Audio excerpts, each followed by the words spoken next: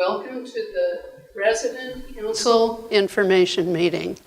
Unfortunately, we cannot do this in a way that would enable all residents to attend, but we have an excellent crew, 88, and they will be recording and it will be shown sometime next week. Joining the Resident Council today are Todd Murch, CEO of Eschaton Corporation, Greg Click, our Executive Director, our two representatives to the corporate board, Mayanne Sheldon and Mary Dial, and Dick D'Agostino, our parliamentarian. First of all, we want to recognize certain people, and I'm asking Al Walden to do the honors.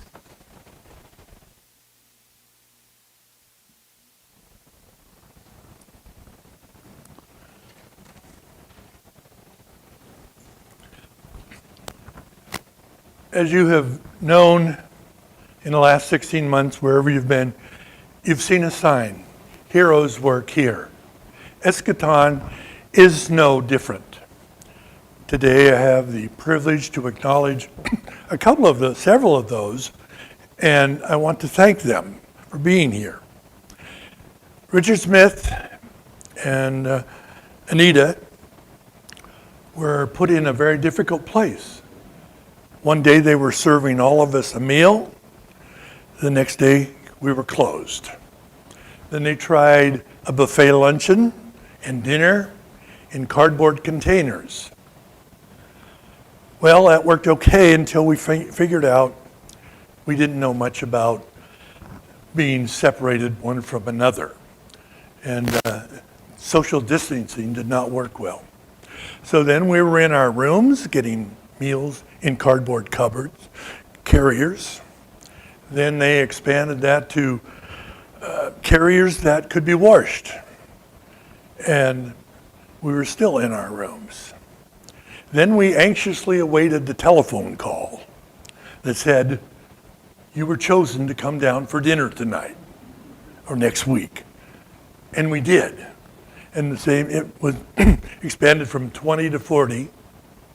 Then the cafe opened, and then Richard and Anita opened up the well. And we just thank you so much for that.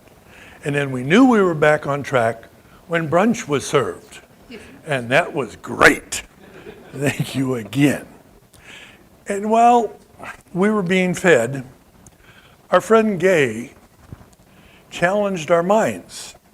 Puzzles. Crosswords, whatever and people rush down there to find out what. And bingo, yes. I always knew somebody was coming close to bingo when they rush by me and run to the mailroom to see what number was up today. So I figured that was good. And oh yes, we were sent on searches for leprechauns and groundhogs, and you did such a good job. Thank you for keeping our minds going. Oh, and yes, Judy. There was always an article for Judy. Keeping us fit is fun. Well, okay. That was her title, not mine. But she did a very good job. She wrote articles about putting color in your diet, drinking water, and walking a lot. And then the binders came out, and people rushed down to sign up for exercise, for water, and free swim. Then the binders disappeared, and Judy opened up for us. Thank you, Judy. And then Tim showed up with a great resume. And Tim was very kind. He's a friendly, he knows security. We had a very good time with him, And Tim is so friendly. He offered to help Sally with the treasure sale and gave people a lift down there. I didn't know you did the lift. I didn't know either. So it's good. And I hope that all of you take time to once again thank these people and their staffs for all they have done for us, getting us through this pandemic and getting us almost back to normal. Thank you very much. We appreciate it. Thank you. Very much. Thank you, Al. Thank you.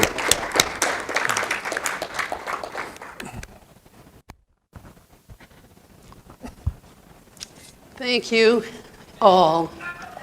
I'm sorry this couldn't have happened in person. We, thought it was going to be a standing ovation with a whole crowd, but that's the way it is. Next, there is important information that Todd will share with us. Recently, Todd joined our council meeting to explain his current thinking regarding assisted living. Our reaction was to ask him to share his thoughts on the subject at the information meeting so everyone can hear. So, your turn, Todd. Okay, I will take off with that wonderful intro, thanks. It was very helpful for me to come chat with the resident council a couple weeks ago so they could hear the new concept that I will explain to you in a minute and get some initial feedback, and then of course they've had time to think about it, so I believe there might already be some prepared questions as well, which is wonderful. So let me start with my visit back a couple of weeks ago to the resident council. As you know, we have had an assisted living expansion project mapped out for the front part of the property for some time. As you might recall, the configuration of that building was going to be 20 apartments, 16 of which were one bedroom, 4 of which were 2 bedroom, with a lot of the common area in the central part of the building. And pre-COVID, we had some cost estimates from Auto Construction, who we have worked with much in the past. And round numbers, we were placing the building about $9.5 million or a little bit more for the construction, and another $1 million by the time he did furnishings and a lot of the other soft costs. And we were in permitting and county approvals and so on. And then the COVID year slowed things down a lot. More recently, over the past couple of months, we've tried to resurrect that project and went out to rebid it. Somewhat surprisingly, but not completely surprisingly, the cost escalated significantly. I know everybody's read and heard about the cost of building materials, labor, everything else. Well, the cost, the physical construction part of it went up to round numbers about $14 million. And then another $1 million in, for the furnishings and soft costs. That really didn't change much, that component piece. But what it did was elevate the total for the 20 rooms to about $15 million all in. So if you do the math, that's about $750,000 per apartment. So that is quite significant. I thought it was a good point in time to just ask if I can come over and speak with the resident council a little bit and share some thinking. That's quite a bit more than we've ever paid for anything, but that's not unusual. Some of our stuff was built 10 years ago or 20 years ago, so you'd expect it to be higher. But $750,000 per apartment is getting quite into the stratosphere a little bit. So I wanted to talk a little bit about the specific building. If we want to green light that, there probably is a path forward. The additional cost would probably be covered by debt, which we had not planned on for this expansion, but interest rates are so low, and that additional cost could be deferred out over so many years if it was 20 to 30-year debt, that it would still make it possible. The other aspect of it is that monthly rates for those 1-bedroom and 2-bedroom apartments would probably be, we always wait to do the pro forma and market tests out when we're in construction and heading towards opening, but they'd probably be in the neighborhood of $8,000 for the 1-bedroom apartment, and not sure yet for the 2-bedroom, but it would probably be up around $12,000 to $13,000. So my thought was to ask the resident council if this isn't, a pause and possibly consider other alternatives type of moment. And specifically, the other alternative was to float the idea of a more residential physical model to deliver assisted living. By residential, I mean literally 3 homes constructed out on that site that the other larger building would have been constructed on.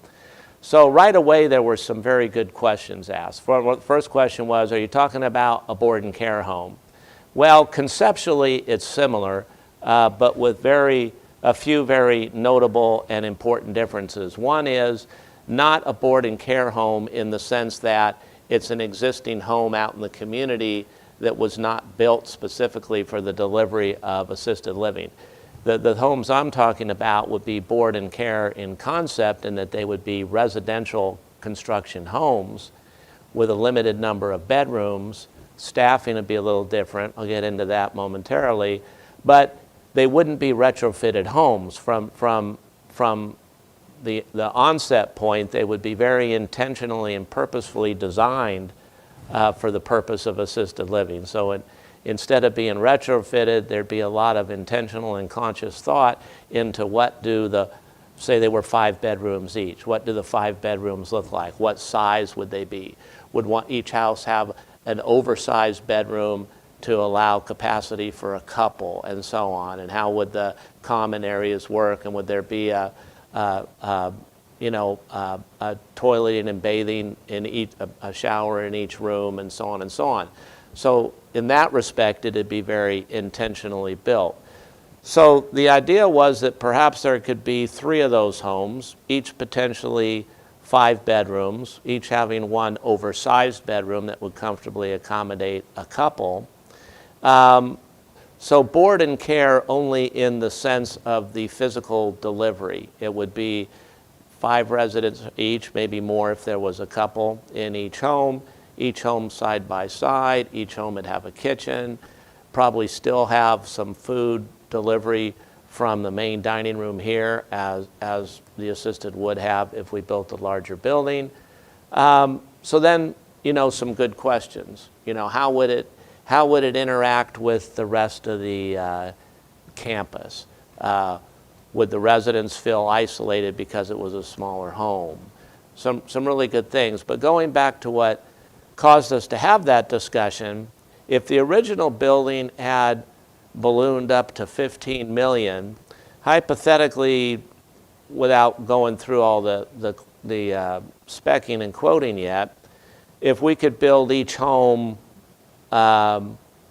each of the 3 homes for between 2 million and 2.5 million, let's pick the larger number, 2.5 million, that'd be 7.5 million. So we can accomplish the same or similar expansion with a different physical delivery model for about half as much as it would cost to build the larger one.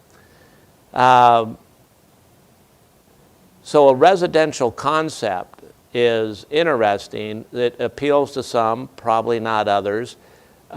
This is an introduction more broadly to all the residents now as it's broadcast, so there'll be more questions than perhaps just the resident council had.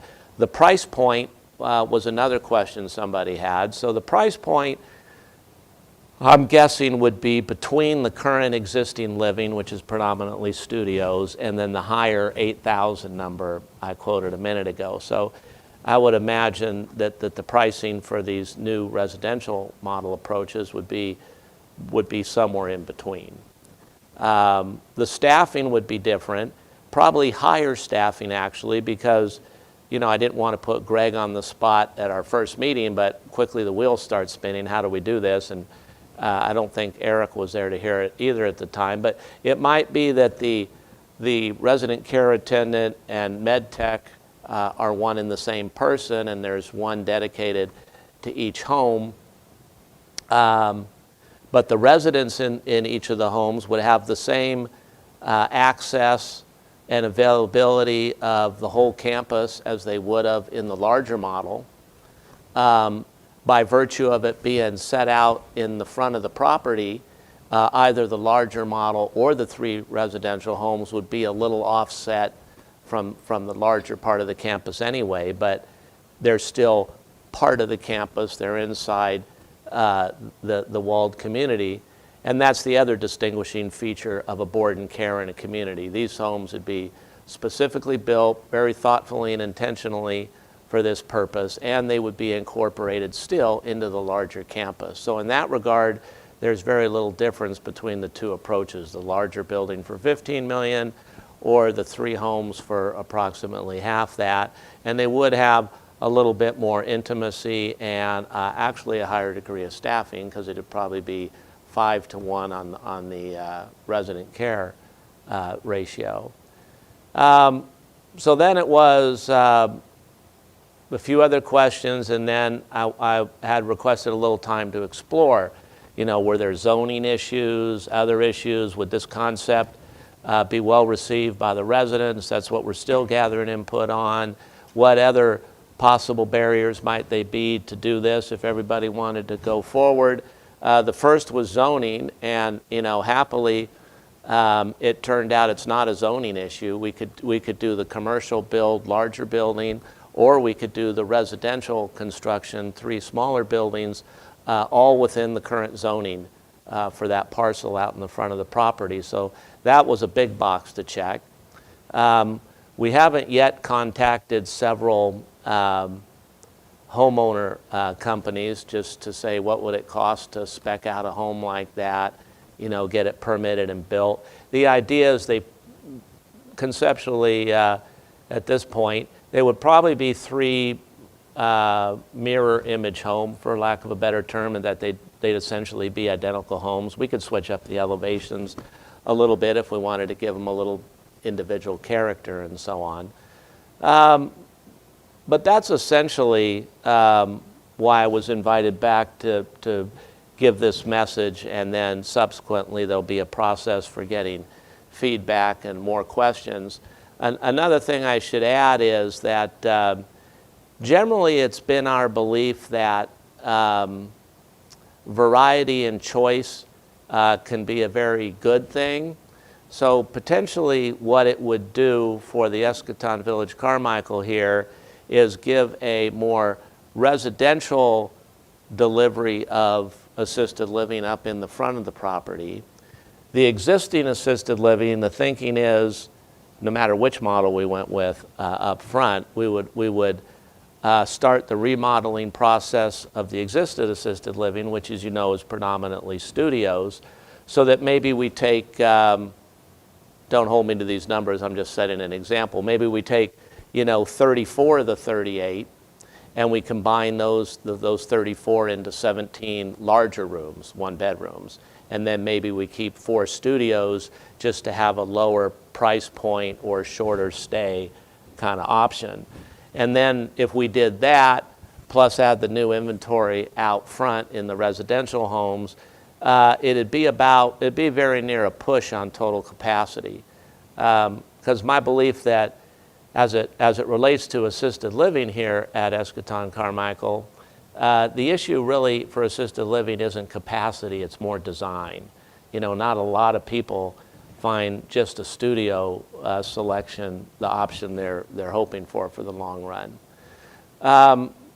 So the idea is, if we went that direction, and in fact even if we went to larger building, that the existing assisted living would go through some significant redesign to convert a lot of those studios into a fewer number of 1-bedrooms. And really, if you look around at a lot of the new competition and what's available in the market, that really is the only part of Eschaton Village Carmichael that's really outdated, just having the studio option. So, but at the end of the day, if we were to go down this path, we'd be able to create a new physical environment for the delivery of assisted living that was of a residential type out in front, and then have a remodeled, more traditional type of delivery of assisted living where it exists today. So it might appeal to those who put a lot of value and choice, and then it might potentially even position the village to compete better into the future, because there's more things for people to select from as you look here. The other thing that came up was, and And I'd first like to acknowledge everybody's been very patient already. We've been talking about this expansion for some time, and I know whatever model we choose, people want to just get on with it. So I certainly understand that. I don't know that this would slow things down a lot. We'd have to hear from a home builder to determine that. But certainly being able to check off the zoning box was a big one.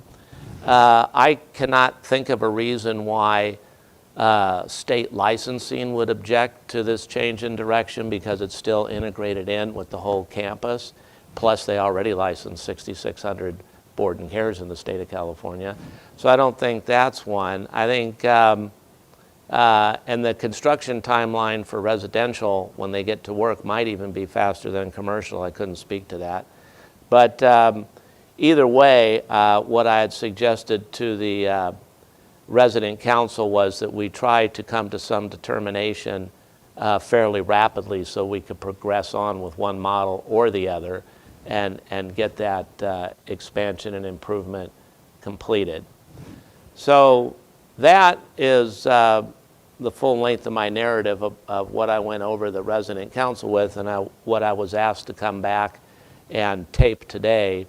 I'm sure the resident council on their own still had a number of different questions after I met with them. We all think of questions, for a while on after we hear something. And I'm sure there'll be quite a few questions from the larger resident body that we'll need to take. But as I said a moment ago, we would like to do it with, responsible due haste so we could get one model or the other going now that we're out of COVID, regardless of what the cost was. So just to bear repeating as I close, the only thing that started this discussion was really the significant elevation in cost. $15 million is a lot for 20 additional apartments. But then I think it is interesting just to throw this other alternative into the work for discussion.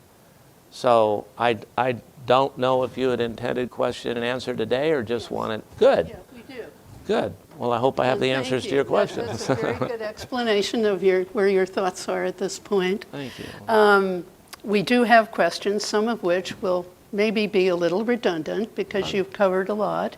But we're going to start with David Lindgren. And David needs a microphone. I can yell.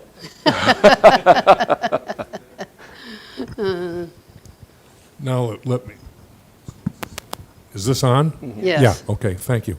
The questions, we've been assigned some questions to ask, and I have a couple on costs, on money, which I think you have answered. But nonetheless, I would like to read the question as we've kind of agreed to state it. Namely, that we've been told that the current plan for ALU is prohibitively expensive. Would this other plan for 3 residential houses enable us to do this more quickly? Would the cost be less than the present plan? If so, how much? How much less? I think I've heard some things on those 3 topics. Yeah. Prohibitively expensive. It is very expensive, shockingly expensive, but there is a path forward to do it. As I mentioned, with the current interest rate environment, we could take out debt for $4 or $5 million to cover that escalation, and it would be spread over a great many years, but that is still additional debt. The other cost of the homes at this point is a guesstimate on my part, but assuming that we already have the land, I think if somebody told any one of us you could have $2 to $2.5 million to build a home with 5 bedrooms and you don't have to worry about the cost of land, I think we'd assume we could build a pretty nice home. But that's what the next step. First, zoning was the big deal, and then talk to a few home builders to get their perspective. But if the higher number were even true, the $2.5 million, 2.5 times 3, 7.5, that would literally be 1/2 of the cost of the larger approach. And then timeliness, if we really, gave it our high priority and got right on it, I don't know that the timeliness would have to be significantly different, one than the other. We would have, if we went the residential, we would have to get a homeowner builder under contract, but we haven't even done a construction contract for the larger one yet. So I don't know that their timelines would be significantly different one another. Really, it comes down to two things, well, three things. The cost, which is one half the smaller, the residential versus the larger one. The staffing, which is actually a higher staffing ratio in a more intimate setting. And then the idea of having a couple of different delivery model concepts available on the campus, one residential and one traditional. Okay, Ada?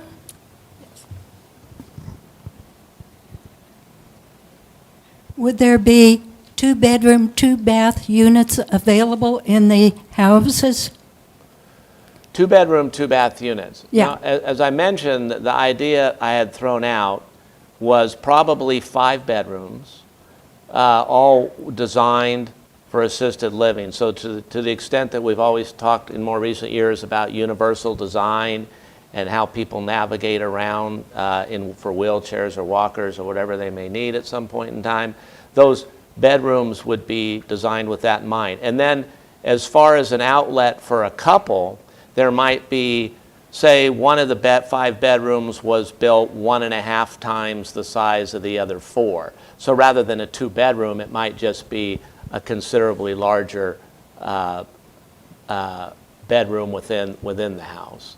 And then, a 2-bedroom apartment, again, these would be purpose designed and built, so that would be more resident input. But my initial thought was maybe 5 bedrooms, with one of the bedrooms being considerably larger to make a couple more at home and comfortable. And each one would have 1 bathroom? Yes. Yeah. Including the larger That was very clear even from my initial meeting with the resident council, and that makes a lot of sense. Yeah. And then Okay. there'd be a shared living room area, a kitchen, so on. Garages were the other thing that came up. Would there be garages? I don't know that there would be garages because of, we treat the parking more like, it was residential, more like street parking, if you would. Right. But there's going to be the other larger parking project that's going to add, 50 or 60 parking slips to the village, which is going to go on individually as a separate project on its own anyway. So I hope that answers your question. Okay, thank you. You're welcome. Sally? I'm interested in staffing. Will there be sufficient staffing to maintain quality in each of the homes? Some jobs will be shared, I understand that. But is there somebody on staff in each home 24/7? That would absolutely be the idea, unless I see Eric or Greg giving me one of these, which I don't. But, the idea is it would be a little bit more expensive operating model because it doesn't have people congregated like it is in a more traditional setting. But the idea is there'd certainly be a resident care / med tech in each of the 3 homes, not one bouncing around between homes. Beverly? Yes, would exercise programs be combined in one area, or would there be an exercise program for each individual house? Also, could there be an outdoor common gathering space for activities? Yeah, so the activities is a programmatic question. There would certainly be activities. Much of the programming would be the same no matter which assisted living model. Residents, I think we could have a conversation, but I don't see why residents would be confined, as it were, to their own home. If they want to do a floor exercise or whatever type of activity or exercise, they could intermingle between the homes, or they could come over to the main part of the campus here. And then, I'm sorry, the second part, staffing. No, what was the second It's part here? outdoor common gathering. Oh, outdoor. That's largely going to depend on the footprint when we get together with a builder and say, how do we set 3 homes here? What's the setback from Walnut? What landscape buffer do we want? And then as you come this way towards the main building, if there is a little hill there, you know, yeah, it'd be ideal if there could be a patio space at each home and things like that, but can't speak to that yet because I'm not certain how the space would be utilized for the three homes, the footprint for the three homes. Do all of the houses have to be about the same size? A little or closer, Sally. Do all of the homes have to be about the same size, or could one of them, perhaps the one in the middle, be larger to accommodate all of the larger activities for the three homes? Well, that's a very good question. I said during my monologue at the start that they'd probably be three mirror image homes, but it doesn't have to be the case. Again, these are purpose designed for the intention of delivering assisted living. So they wouldn't, it'd probably save money and be more expedient for time if they were identical homes, but they wouldn't have to be. That's part of the resident input. If one of the homes, as you say, perhaps the middle one, maybe had a slightly larger living room area for other types of activities, that's exactly the kind of input, if we went this direction, we would want and design into it. So that's a perfect example of things to consider as if we look to that model. Laura? In order to avoid isolation in assisted living, how do you envision keeping the residents involved in the larger community and socially active? Well, that's also a good question. You know, if we built either model, the 20 apartment or the three homes with 5 bedrooms each, either one would be out on the front side of the campus. So it will have to be very intentional on our part to make sure that they aren't isolated because they are the furthest building apart from the larger congregation of buildings. So that doesn't speak so much to the two model options. That gets more back into the day-to-day planning of activities and including people and making the whole campus available to its residents and things like that, which would be just one of those operations things we would identify that we would have to be very attentive to. Diane? In order to save time and money, would you consider using companies that are doing these types of homes already? An example would be Noah Homes. Oh, sure. We're not married to any home. I think what we're after is, number one, going from commercial construction to residential construction, and then two, to this concept of three homes. But, I mean, I've chatted with staff about a couple of home builders, but we're not married to any of them. Right now, we're at the trying to quickly get some feasibility input. So if there's some home residential builders that have a particularly high expertise at designing what it is we're conceiving here, certainly there's no reason we wouldn't talk to them.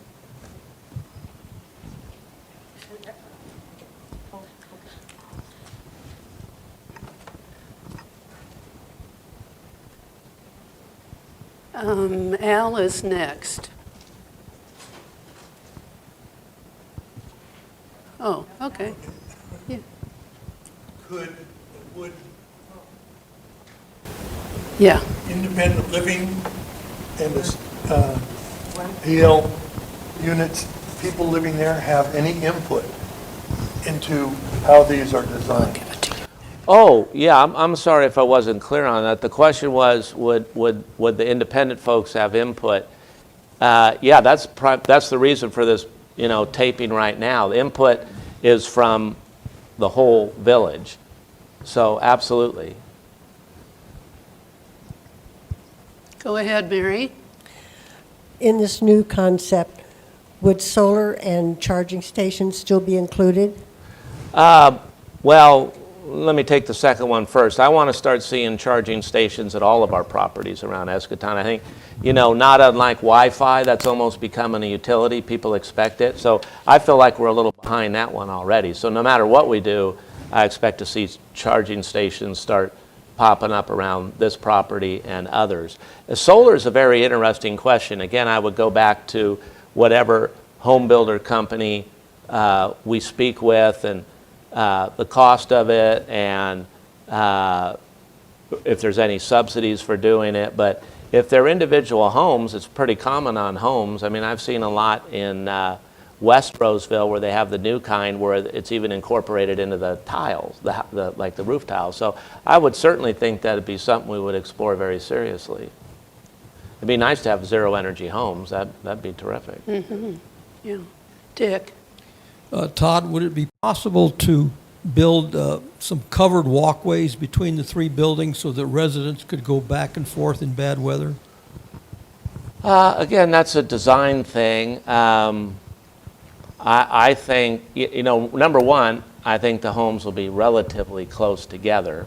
I don't know yet what the front entrance and the sidewalks will look like. If that's resident input, it's fine with me. The question I would ask is, are we doing anything that would cause us to have to move from residential construction to commercial construction, anything that might be perceived as joining all three of the buildings into one or something like that. As a idea, if that's what the residents want, that's fine. If it doesn't, jeopardize some other ability to build it out as we're talking about. Stuart? Or Paulina, sorry. I could see it. This European model is very successful, this assisted living model, so to speak, very successful in Europe and here. Would you consider to rename, instead of residential home, the European model? Well, I don't know specifically what you mean by the European model, but I noticed a lot of examples of co-housing and shared housing. So my concept was, because of the cost, again, was to consider another physical delivery system, which I happen to call a residential one. If there's a variation of that, again, that could be explored. But one of the things we're trying to do certainly is making sure it qualifies as residential construction as opposed to commercial construction, and then the design meet the purpose for delivering an assisted living environment for the residents. But I don't know what all the nuances, differences are of the European model versus a residential approach, but no reason those couldn't be explored.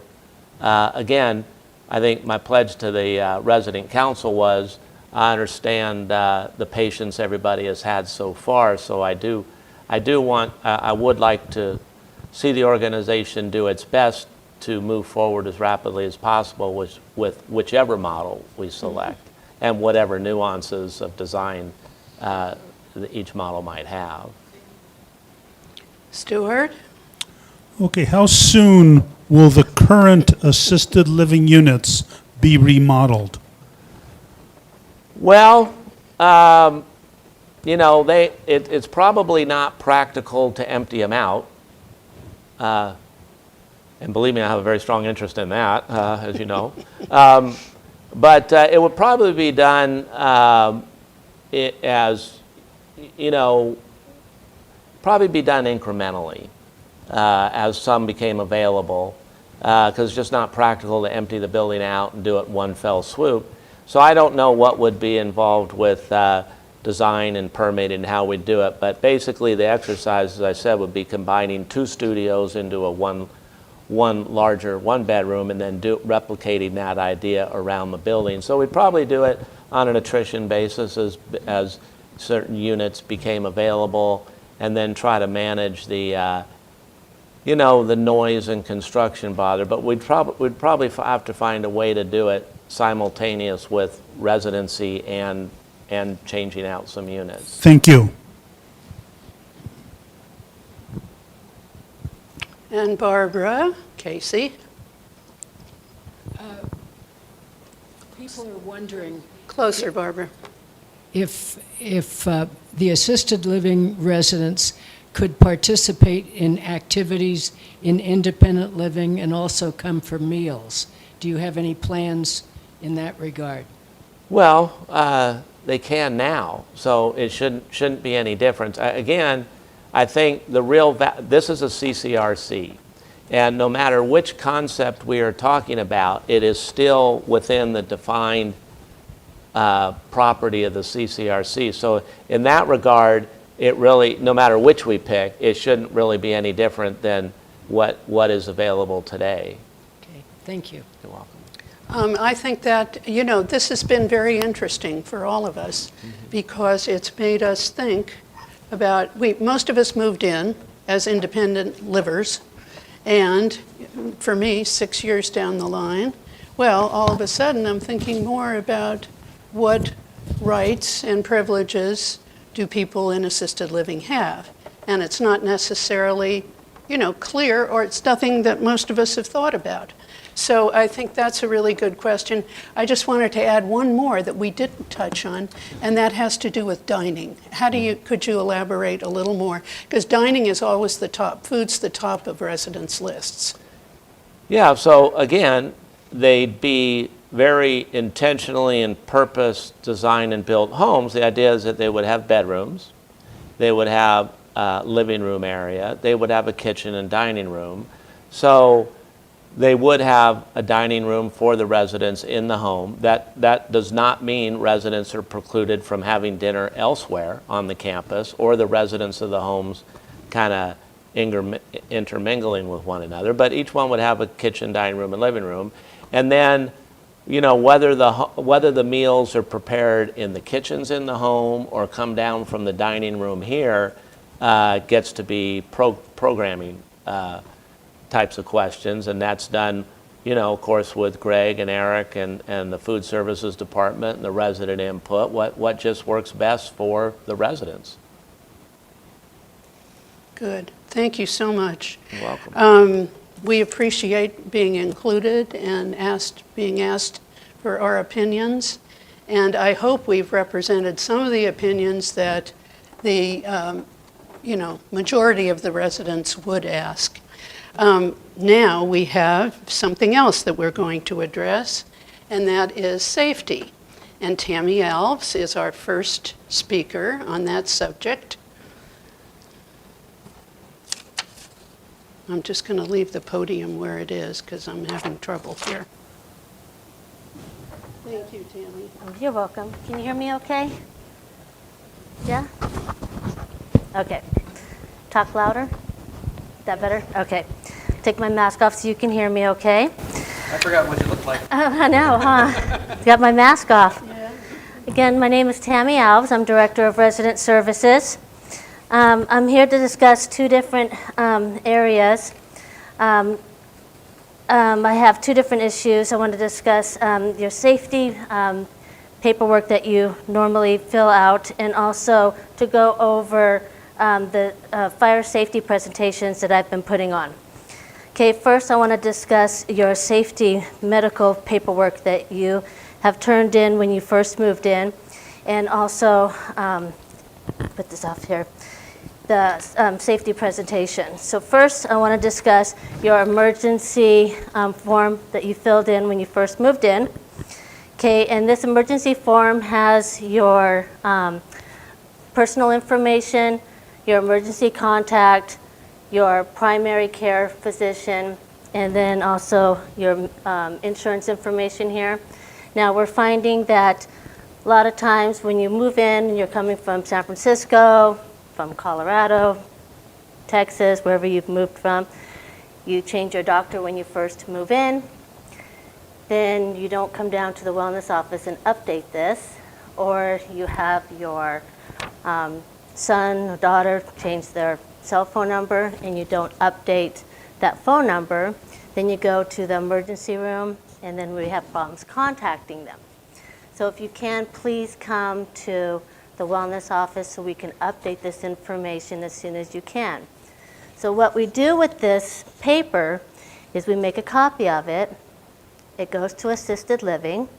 So then when you press your pendant and we go to your apartment or cottage and we send you to the hospital, this form goes with you to the hospital. Okay, so this goes with you so they know who to contact for emergency situations. Okay, so this is very important that this is updated on a regular basis when there's any changes. Okay, so that's one form. Then the other form that we have that a lot of people have filled out, some people have it, some people don't, is what we call the POST form. And people ask what POST stands for. Physician Orders of Life-Sustaining Treatment. Okay? So this form you want to take with you to your doctor's office, and it could be filled out with your doctor, physician, nurse practitioner, or physician assistant. Okay? Now they go over this with you. It has to be signed. People bring it to the wellness office without a signature on it. It is not valid without a signature on it. Okay? So we take a copy of this, we put it in your chart. This goes back to your apartment or cottage with you. Okay? So now this goes back to your apartment. It goes on your refrigerator or your cabinet. This stays with you. Now the third thing we want you to do is have a med list with you. Put that med list next to this. So if we go to you and you're unconscious on the floor, we have a copy of your med list. And we're going to take that med list and we're going to send this with the med list to the hospital with you. Part of the problem that we're having is when a resident has an issue and we're trying to gather your meds together and we're trying to send you out to the ER, we need to get you to the hospital safely. We're trying to get information together, and people have multiple doctors, and they're not updating all this information in your medical network. We want to make sure that you're getting the best care that you can get when you're leaving us. So we're finding that we're having problems contacting family members, and we're not getting all the medication with you when you need to go out. So we want to make sure that you're getting the best care that you can. And I know you're independent, but we also want to make sure that you get the best care you can when your family's not here to help you. We want to be able to help you, okay? So with that being said, we're going to go to the next part, which is the fire safety presentation. Now, as you all know, I have been doing classes once a week. The classes are over now, and I have 42 residents, and I'm going to be hunting down and getting them to finish the classes one-on-one. Once those classes are done, then we'll be doing the fire drills. Okay, so the fire drills, we will be getting notices when those drills will be starting, and the drills will be notified on K4, and also in the mailboxes, you'll be getting plenty of notice on when those start. And we'll be getting assistance with the Fire Safety Committee, and that Fire Safety Committee will be discussed by Mary Dial. Anybody have any other questions for me? Okay, thank you very much for your time. Thank you. Thank you, Tammy. We greatly appreciate this. Thank you. And it's a step in the right direction. And now it's Mary's turn.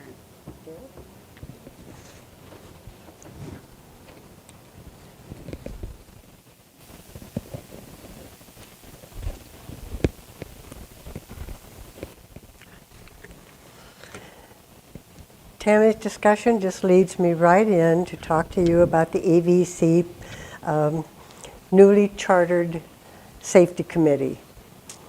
This committee was formed by a group of residents concerned about the things Tammy just covered. What are the emergency procedures for residents and where to find them? Emergency instructions for the residents are covered in the resident handbook, but they're a little scattered, making it difficult to get a comprehensive understanding of what is expected of residents during an emergency. The committee agreed we want to present a program that covers the issues people worry about, a program that would be in line with EVC instructions and a way to help ourselves and EVC if we should ever have such a serious situation. What we have in mind is to follow Tammy's lead in defining what we are calling neighborhoods to match assembly locations Tammy has assigned. An example of a neighborhood would be a group of apartments between fire doors or between a fire door and an exit. Within each neighborhood, we will need two resident coordinators. Resident coordinator responsibilities are being worked on, but the idea is that in an emergency, the coordinator would, if possible, knock on doors to be sure everyone in their neighborhood is out and headed to the best exit for that location. At the assembly location, the coordinator would make a note of anyone missing and be able to report that information to EV staff or fire department or other regulatory agency. Accomplishing this means getting to know your neighbors and hopefully having some social events. There's so many nice gathering spots throughout the building where you can meet. Or once the dining room can allow it, you can have a meal together. Because we live in independent living, we are on our own to get to the assembly locations. When we know our neighbors, we're much more alert to those who may need a little extra help, and our goal is to help ourselves and each other to be safe. We intend to supply you with more information as we develop this plan. All information we give to you will have been reviewed and approved by EVC management. We've already pulled together the emergency procedures from the resident handbook and put it all on a single card for your convenience. We're working on a door hanger with the words, "This unit has been vacated," printed on it, which you would put on the hall side doorknob as you leave, so fire department and EVC staff will know that you have left the building. We will encourage you to put your pulse, emergency contact information, and a list of your medicines perhaps in a plastic bag and display it on your refrigerator or other prominent location. We're looking into go bags. What should be in it? It needs to be lightweight, easy to carry, but have things like your medication, cell phone and charger, phone numbers, your glasses or hearing aid batteries, etc. We've discussed the issue of alarms and the importance of an all clear when the incident is over.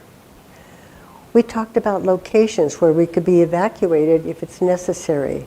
We would most likely be bused to other eschaton locations. As independent residents, we are sincerely dedicated to finding useful ways to help ourselves and each other, but in a way so that you don't have to read a manual to know what to do it. If you're acquainted with your neighbors, have participated in a few gatherings to get information, know what to take with you, and where to go, looking out for one another along the way, an emergency would be a lot less stressful. To say again, our goal is to assist EVC staff in case of an emergency by preparing for a safe, orderly exit from the building to the assembly locations and looking out for one another. If you're called upon to help, well, you probably will be, if you're called upon to help with this plan, I really hope you will join us. Only ILU residents can make this work. We need to look out for ourselves and each other.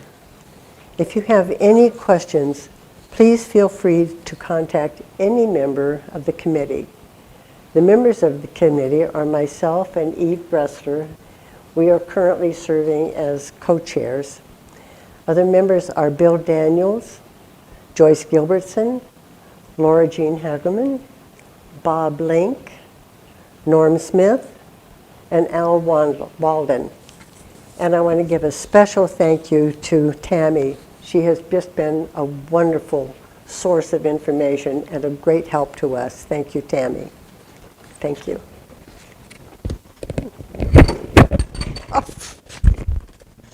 Next, we have Sally Murphy with good news. Oh, Sally needs a microphone. It's coming. This is all new for everybody, so.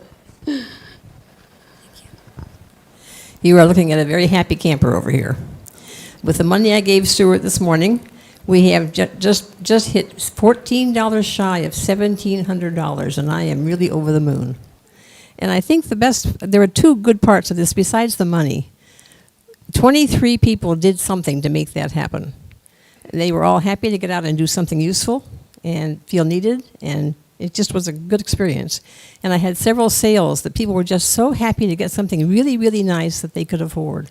And that's kind of why I do what I do. That's the part that really matters to me.